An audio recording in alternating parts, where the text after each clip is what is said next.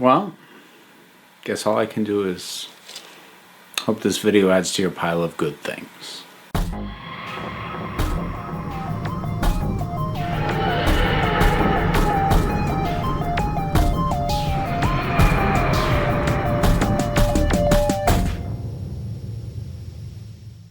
Vincent and the Doctor. This is one that has been very steadily going up in my estimation since I first saw it. I've never disliked it, but when I first saw it, I didn't completely get it. And I think a lot of that just gets chalked up to youth and inexperience. I was, still in my 20s when I saw this the first time. And I didn't yet have the life experience to fully appreciate what it was doing and how well it did it. I put too much stock into the trappings and the monster, which isn't really what it's about, except it is, but the monster isn't there to function as a standard Doctor Who monster. It's there for other purposes, which is something that I appreciate a lot more now. And this episode is kind of a singular piece of work, to be completely honest. And the very nature of, honestly, a lot of the historical Doctor Who episodes, and in general, I usually don't like them. They're very formulaic because they're usually just an excuse to have some actor who's a ringer for some famous historical figure come in and, give what ranges from a good performance to a hammy one, depending on who they're portraying, and you drop in a random sci-fi monster and off we go. And that's kind of the template that keeps getting used, and I find it dull and not particularly interesting and often really contrived. But this time, first of all, choosing to have it be Vincent van Gogh, as someone who was not important during his own life, because every other historical figure that modern era Doctor Who has chosen to portray were people who had at least some understanding of their importance. Maybe not the full scope of it. Certainly with Agatha Christie, she didn't think her stories would continue, but she was a published author. Obviously, Churchill had plenty of ego. Dickens was well established. Queen Victoria, yeah.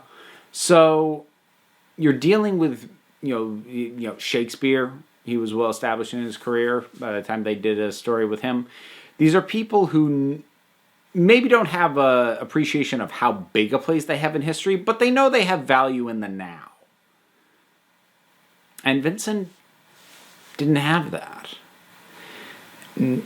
And it was a tricky thing to choose to portray him because he's easily the most immediately complicated character that the show's tried to tackle.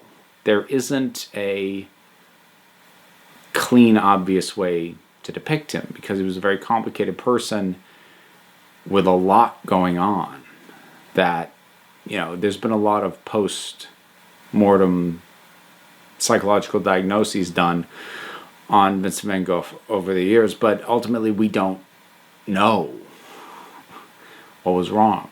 We know that he was very unstable and that he self-medicated with alcohol, but that's about it. And that's a complicated and fairly heavy character for someone like Doctor Who to tackle, and for it to tackle it as well as it does is incredibly impressive. Tony Curran, who's an actor who I already knew and already liked. I remember first taking note of him in The 13th Warrior, which is actually a film I quite enjoy. It always bugs me when I get reminded that it's one of the biggest box office bombs of all time. I actually really like that movie. But anyway, I kind of knew who he was, and I'd seen him in one or two other things as well, but he's terrific. Because it's really hard to play a character who can turn on a dime and have that feel consistent, because it is inherently inconsistent behavior. So to try and have that not feel like bad characterization, but instead be all these very contradictory facets of one consistent person, that's a hard thing to pull off, and he does it really, really well. And some of his best moments are ones where he has no dialogue at all and just looks, and you see the weight of things on him. And I, especially, at the end in the gallery, but even before that, when the doctor mentions that once they take care of the monster, they'll be out of his hair, out of his life. And when he realizes that these people who have swept into his life and are being kind to him are going to leave, the same way that in his mind, everyone leaves. Everyone always leaves. And it feeds into his... It's just something the doctor says. But it feeds into Vincent's fears and his anxiety and his depression and his demons. Of course you'll leave. Everyone leaves. Get out. And all of that rings very, very true. And I think a big part of why I didn't appreciate this episode as much when it first aired is because I'm very fortunate. I do not suffer from depression. I never have. But I've had enough life experience, especially over the last decade or so, with people, numerous people. Some I've known for a while, some I've only gotten to know more recently.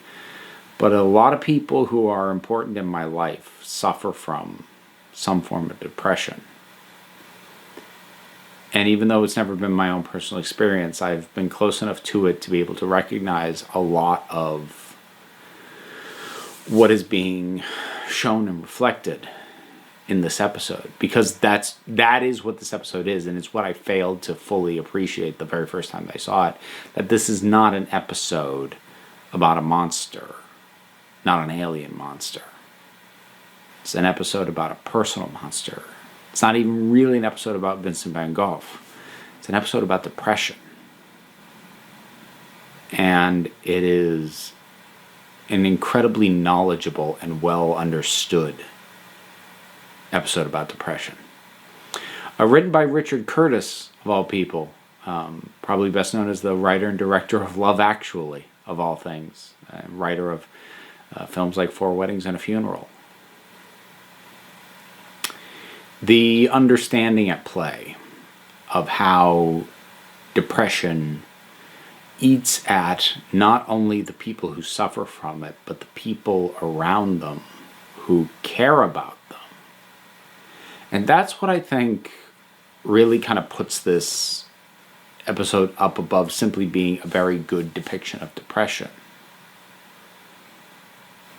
Acknowledging that no matter what they did, no matter what they said, Vincent was always going to die. He was always going to kill himself, and he was always going to do it at the time he's always done it.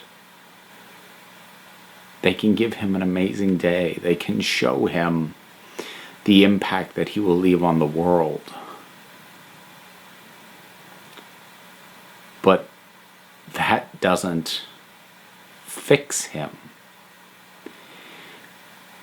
And it's very important between the doctor and Amy to have Amy have that moment of, well, it didn't matter because he died anyway. And for the doctor to tell her, no, it did still matter. Because we added to his pile of good things. And this notion of a life being a pile of good things and bad things. And the good things don't erase the bad things, but the bad things also don't negate what was brought about by the good things. And some people, regardless of whether or not they, as far as experiences go, have had more bad things than good things, the way that their brain filters things Some people just will always put more weight in the bad things. And that's what Vincent's mind did. And the doctor knew. You could see it when they go back into the gallery and Amy's expecting to see new paintings, and the doctor tries to prep her that that's probably not going to be the case. But that makes the effort that he did, because I mean, think about what he did. He took a historical figure forward into the future and showed him his impact and his legacy. The doctor doesn't do that. He'll hint with various historical figures as to their importance, but he doesn't tell them. I mean, the last time he did that, I mean, it was a fictionalized historical figure, but from his perspective, it's a historical figure. That was with Adelaide Brooke, Waters of Mars, and it was a horrible outcome. So for him to do that, and I think, in my reading, knowing it is not going to change how his life ends, but also knowing that for right now, in this moment, he can give him something that no one else can. And he can give him a good thing. And for this moment, Vincent can revel and bathe in that good moment. It won't last, but that doesn't mean it's devoid of value. The understanding this episode displays of depression and its impact on those who suffer from it and those who care about people who suffer from it, and emphasizing the value of these connections and these relationships, and pointing out that it doesn't matter if this ends badly, because it can. That doesn't make it not worth it. There's so much compassion and understanding in this episode. And the monster, Vincent battling a monster that no one else can see. All they can see is him acting mad as he tries to wrestle with this thing. I feel really dumb for not getting that. When I first saw it. But I'm very glad I get it now. And everyone else is great in it too. Matt Smith is great, Karen Gillan's great, Bill Nighy's great. And it was kind of fun for me to see him in this, because he was who I was secretly hoping would be cast as the Doctor coming off of Tennant.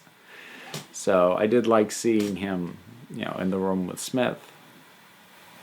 But this is Tony Curran's episode, and his performance as Vincent is astounding. And it's wonderfully realized. It is a beautiful piece that works as a self-contained treatise on depression, and a really good one. Vincent and the Doctor. Have you seen it? What did you think about it? Whatever your thoughts are, drop something down in the comments and let's talk about it. There is a bunch of stuff to do as well. If you enjoyed this video, you can support me on Patreon and help things get bigger and better and help me keep the lights on. There is the like, the subscribe. Both those things are worth hitting, I think. I've been told. I hear all the cool kids are doing it. Plus there's other links down there as well that you can click on. But also, you don't have to.